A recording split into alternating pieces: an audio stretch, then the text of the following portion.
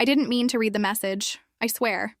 I wasn't snooping or digging or any of that paranoid girlfriend crap. He left his phone face up on the counter while he was in the shower, and it lit up. A preview of the message was right there, on the lock screen, in plain sight. Bro, she's basically my ATM card at this point. That was it. One sentence.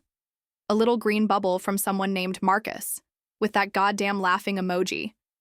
I didn't even unlock the phone. I didn't have to.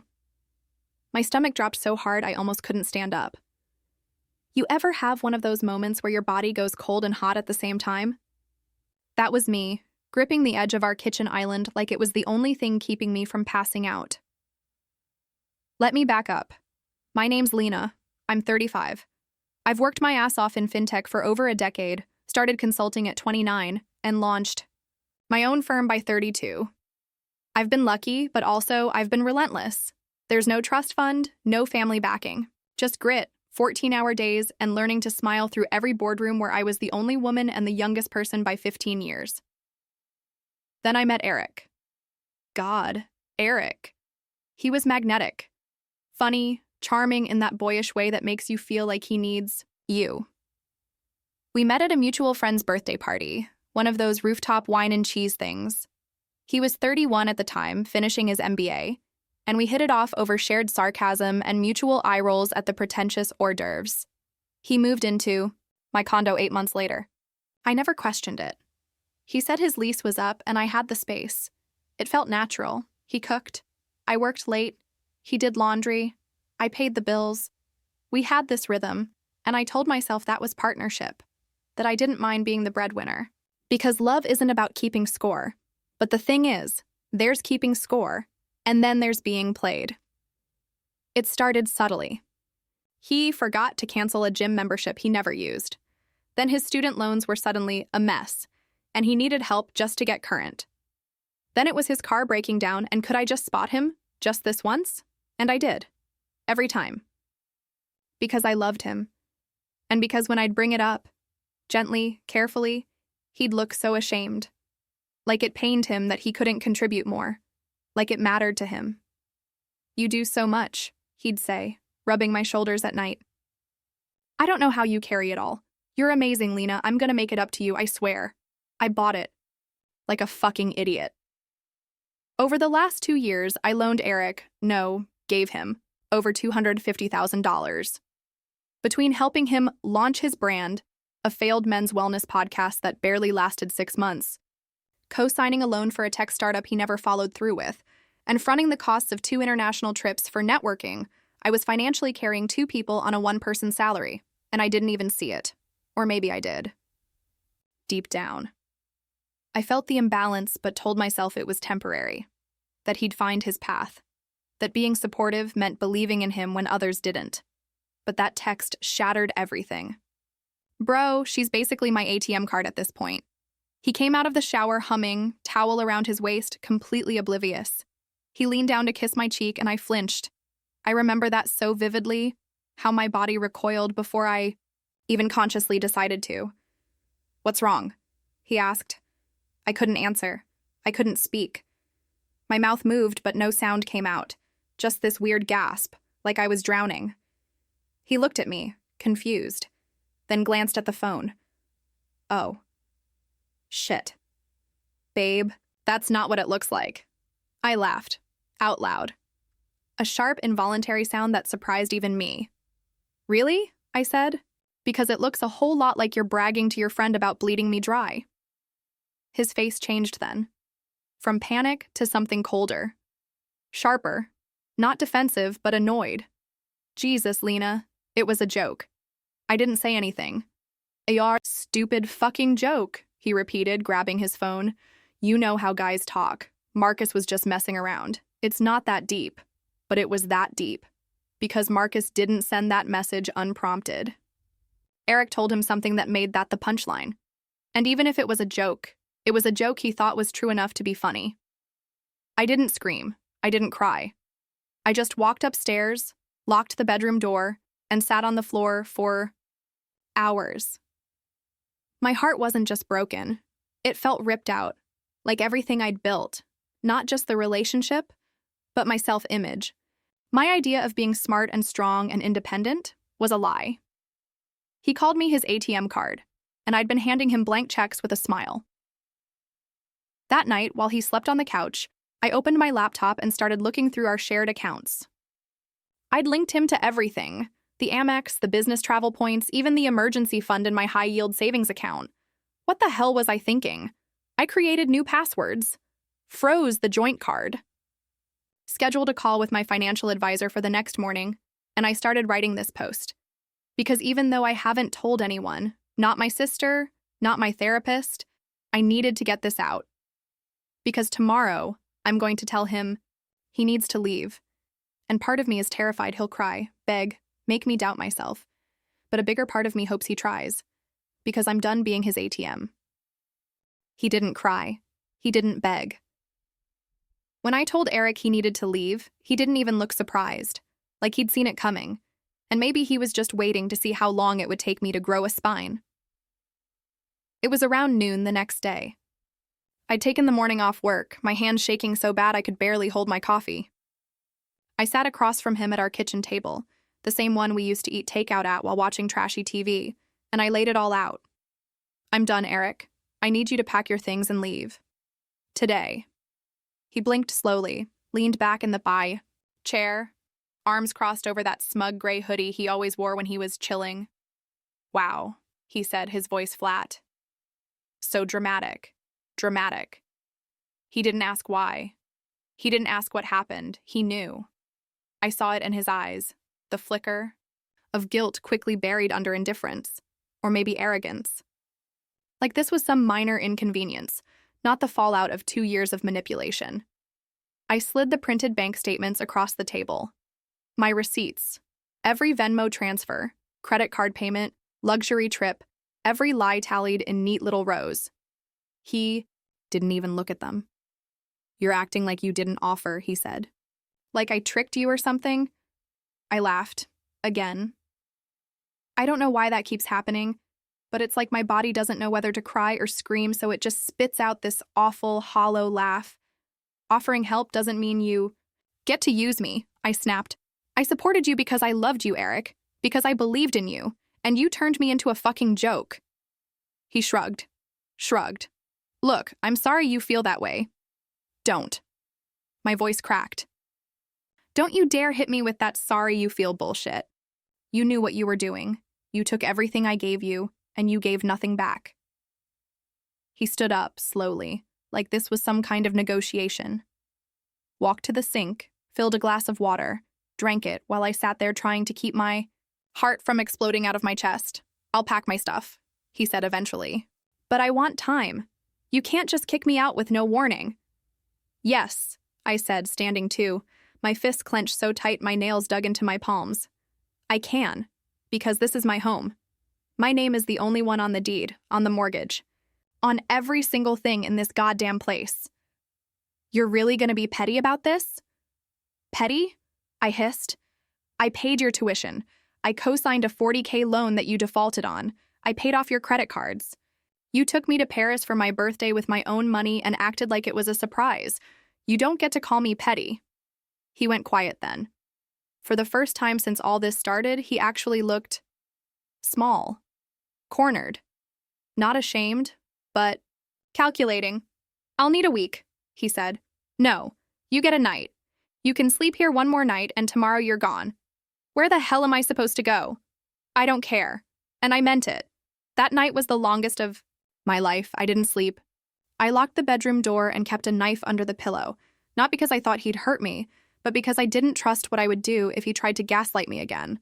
I kept checking my accounts, refreshing balances, triple checking. Locks. He didn't try anything. He just sulked, pouted, stayed silent like a kid being grounded.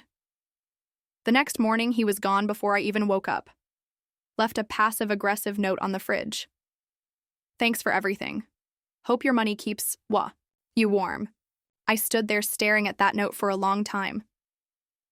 The paper shook in my hand, and that was the moment I finally broke. I crumpled to the floor and just sobbed. Not for him. For me. Because it hit me. I didn't just lose a boyfriend. I lost 2 years of my life. My pride, my sense of safety. I lost the version of myself who believed I was too smart to be taken advantage of.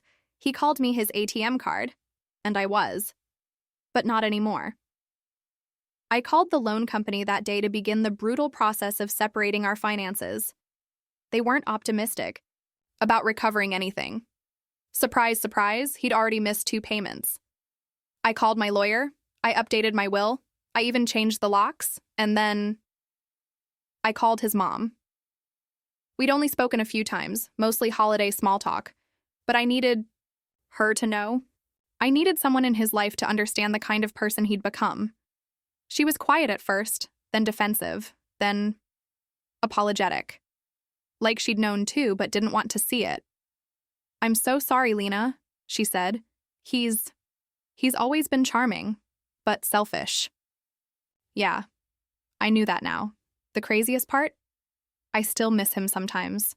Not the real him, the version I built in my head. The sweet guy who rubbed my feet after long days and brought me sushi when I was working late. That guy never existed. He was a mirage, conjured up to keep the money flowing. I've started therapy again. It's helping. Kind of. I haven't dated. I'm not ready. I'm scared that I won't see the red flags again, that I'll fall for another parasite in pretty packaging. But I also know this. I'm not an ATM. I'm a goddamn force of nature, and next time someone tries to withdraw from me, they better bring something to deposit too. It's funny how quiet life gets after a storm. For the first few weeks after Eric left, my condo felt haunted. Not by him exactly, just by the weight of everything. His shoes weren't by the door anymore. No half-empty protein shake bottles on the counter. No wet towels left on the bathroom floor for me to step on. You'd think I'd be relieved. Instead, I felt like I was floating in some surreal silence, where nothing made noise except the sound of my own mind tearing me apart. I kept replaying it, all of it. Every lie he told, every time I said, "Don't worry, I got it." The Paris trip. The fake surprise dinner where I paid for my own birthday. The podcast equipment he convinced me to buy. $12,000 worth of lights and mics and software that now sits in a dusty pile in my office like a goddamn monument to my gullibility. But worse than the money was the shame. I couldn't tell anyone at first. Not even my sister. Not my friends. I was too embarrassed. I mean, how do you admit to the people who see you as the responsible one, the ambitious one, the smart one, that you got completely played by a guy who didn't even have a LinkedIn? It wasn't until week 3 that I finally cracked. My sister, Mel, dropped by unannounced on a Saturday. She had this thing she always did, bringing croissants from that overpriced bakery near her place when she knew I was spiraling. Only this time, I couldn't pretend I was okay.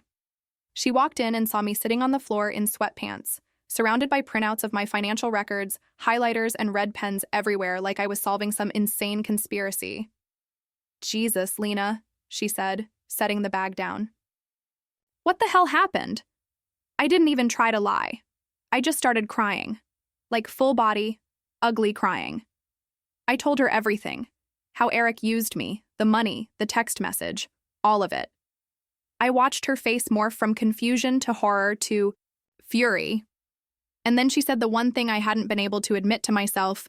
"Lena, you were in an abusive relationship." That word hit me like a slap. Abusive? No. That was for women who were hit, screamed at, isolated from their friends. Not me, not us. We were just dysfunctional, weren't we? But as I sat there, shaking, with Mel holding my hand, I realized financial abuse is real. Manipulation is real. Gaslighting someone into believing they're selfish for setting boundaries is real. And I had lived it. Worse, I'd let it happen. And God, that was the hardest part. The self-blame. The voice in my head that kept whispering, "You should have seen it. You should have known. You're too smart for this." Mel stayed the whole weekend. She made me shower, eat, watch trashy reality shows. She even helped me box up the last of Eric's stuff. Just a few gym clothes, some tech junk, and an old hoodie that still smelled like his cologne. I almost kept it. Almost. Instead, I threw it in the bin and dumped coffee grounds on top. Petty? Maybe. Therapeutic? Absolutely. But the worst wasn't over, because a few days later I got a call from the bank. One of my accounts, the one I forgot to delink from his Zelle, had been accessed. He sent himself $1,500 before the freeze fully kicked in. I was shaking so hard I nearly dropped the phone. I called him. Of course, he didn't answer. I left a voicemail I don't even remember recording, but I know I was screaming. Screaming like a woman possessed, like someone who'd just watched a man steal from her twice and still not feel shame. Then he texted, me. You owe me that, after everything. I stared at that message for a full hour. I don't know what part broke first. My heart or my faith in humanity. You owe me. He really believed that I owed him money, after 2 years of him freeloading, lying, and calling me his ATM to his friends. Like I was a bad investment that didn't deliver enough return. That night, I sat down and wrote a formal fraud report to the bank. Then I called my lawyer. I wanted to press charges, not because of the money, but because of the principle, because I needed to reclaim a piece of myself that he'd taken with him. But then, I found out something that changed everything. One of the podcast interns Eric had worked with, yes, interns for a podcast that never went anywhere, DM'd me on Instagram. I hadn't spoken to anyone from that ridiculous project since it failed, but this message caught me off guard. Hey, Lena, I know this might be weird, but I thought you should know. Eric was seeing someone else while you were still together. I didn't want to get involved back then, but I think you deserve to know. Her name's Kayla. She came to the studio a few times. They weren't exactly subtle. I felt the air leave my lungs. Another woman? Of course there was. Of course there was. And suddenly everything clicked. The late nights editing, the sudden need for solo work trips, the weird absences, the showering right after coming home. All those little things I felt but ignored because I didn't want to be that jealous girlfriend. I wasn't just his ATM. I was his cover story. And now I wasn't angry. I was done. I didn't sleep that night. Not because I was heartbroken. No. That part was already scorched earth. I couldn't sleep because my rage had finally burned hot enough to wake something up in me. I wasn't going to let him walk away like this. Not with my money. Not with his smug little note. Not with Kayla. I dug through every file I had on him. I compiled every receipt, every transfer, every loan. I color-coded them, made spreadsheets, created a fucking timeline. For who, you might ask? For war. The next morning, I called my lawyer again and told him to move forward with legal action. Fraud, breach of agreement, financial exploitation, whatever we could make stick. I didn't care if it cost me more than I got back. I just needed a court record to exist with his name burned into it. But the bigger revenge? It came 2 days later. I posted the truth. I'd never been one for online drama, but I couldn't let this go quiet. Not when he was out there, probably. Already love-bombing some new woman, feeding her that same I'm a misunderstood creative genius bullshit. So I wrote a long, calm, scarily composed post on my private Instagram. This is not a revenge post. This is a cautionary tale. I was financially and emotionally manipulated by someone I loved. I supported his career. I paid off his debt. I co-signed loans, funded dreams, gave everything I had, not just money, but time, space, belief. And in return, I was lied to, used, cheated on, and mocked. If you're in a relationship where you're constantly made to feel guilty for not giving enough, even when you've given everything, you're not crazy, you're not selfish, you're being drained, you are not an ATM, you are a person, and you deserve better. I didn't name him, I didn't have to. Within an hour, I got 3 DMs from different women. One had dated him before me and said the same things happened to her. Another had gone on a few dates with him recently and said he mentioned he was fresh out of a toxic relationship with a controlling woman who tried to ruin his life financially. Controlling. Of course. And the third?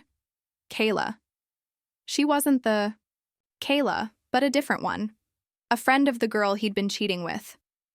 Turns out her friend was now in therapy recovering from the emotional damage he caused, after he ghosted her when I cut him off financially.